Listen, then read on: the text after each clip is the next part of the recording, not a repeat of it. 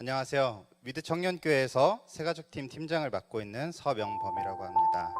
반갑습니다. 행복한 동행에 오신 여러분을 환영합니다. 많이 떨리는데요. 이 시간 여러분께 오늘 제가 경험했고 또 경험하고 있는 신앙생활을 조금 나누려 합니다. 먼저 이러한 기회를 주신 하나님께 감사드립니다. 또한 간증을 권면해 주신 서영호 목사님께도 감사드립니다.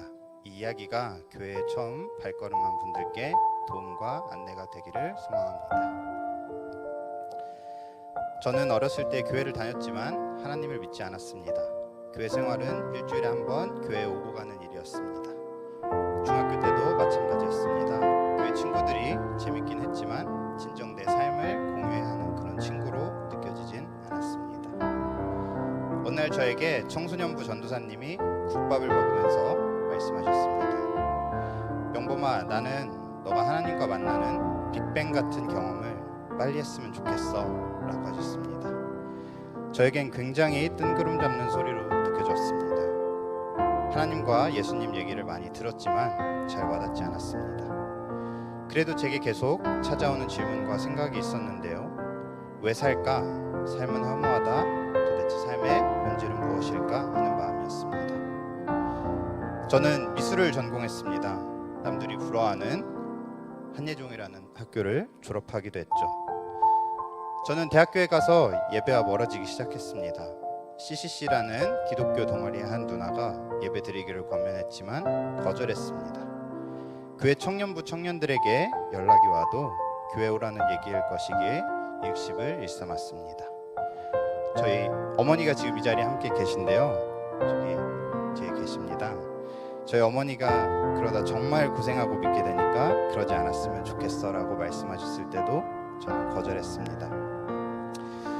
철학을 공부한 수많은 이들, 미술계 등의 문화씬에서 저변을 넓혀가는 사람들을 보면서 많이 아는 사람들이니 삶의 해답을 좀 더 알고 있겠지 라고 생각하고 따랐습니다.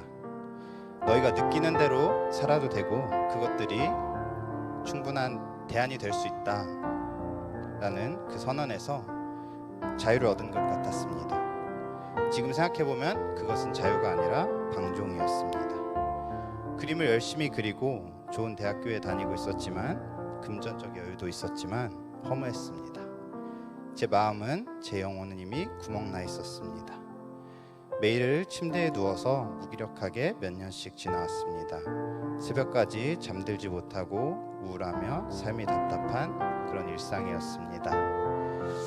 게임, 음악, 술, 담배, 너무나 많은 사람들이 즐거워하는 일들로 시선을 항상 돌리며 마음대로 살았지만 사람들은 예술가답다고 했지만 사실 저는 병들어 있었습니다.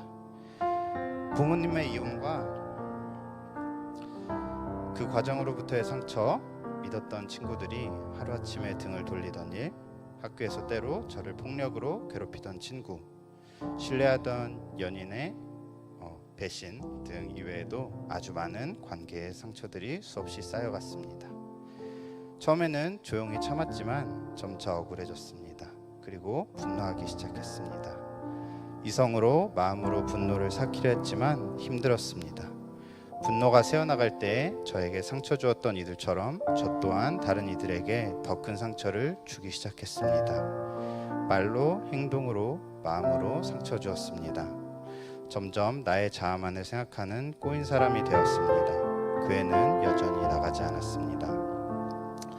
여느 날처럼 개인 화실에 있었습니다. 그곳에서 대학원을 준비하고 있었죠. 그런데요, 뜬금없이 찬양을 드려야 할 것 같고 기도해야 할 것 같은 느낌이 들었습니다. 그래서 갑자기 기도를 했습니다. 이상하게 들리실지 모르겠지만요. 감사하게도 그 순간 하나님의 음성을 듣게 되었습니다. 귀로 들리는 것이 아니었습니다. 알 수 없는 저 위로부터 네 죄는 다 사했다 라고 말씀하셨습니다. 그 순간 마음이 병들어서 언제부터인가 울지 못하던 제가 콧물을 그렇게나 흘렸습니다.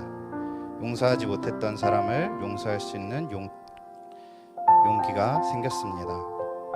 저는 고백할 수밖에 없었습니다. 오히려 사람을 미워하고 무기력함에 지배당해 있던 제가 죄인이라고 고백했습니다. 당시 계시던 서경민 목사님은 저에게 너가 인격적인 하나님을 만난 거야 라고 말해주셨습니다. 일요일에 교회 가는 게 너무나 싫고 시간이 아까웠었는데 제 삶이 180도 달라졌습니다.